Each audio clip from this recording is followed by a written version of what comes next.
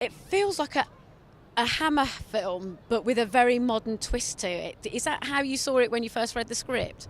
Well, when we developed the script together, I spent some time working with Joe, the writer, and he came up with this lovely idea, and I thought it had to be made into a film.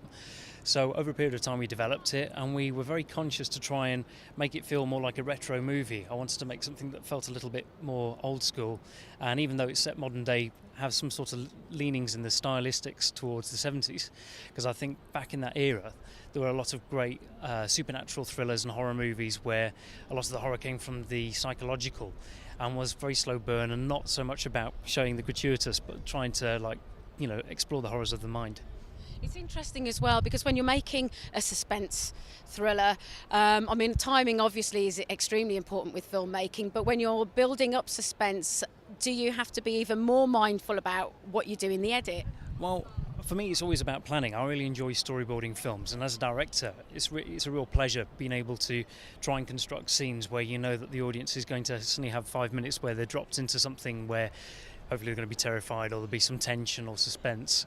So it's just careful planning, trying to think about your framing, your shots, the storyboard. It's the whole package, how the sound design goes together, the music. I really enjoy it, and it's very satisfying when you finally get to sit in the audience and watch people react to the thing you've made.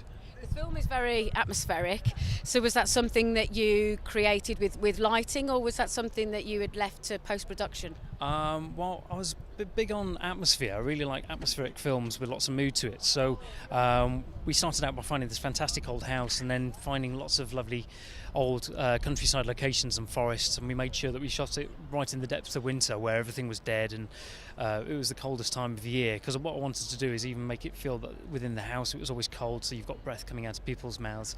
But that whole mood and atmosphere, that's something I really enjoy. I think you can sort of wallow in it and sort of live it when you're sitting in the audience watching those sort of things.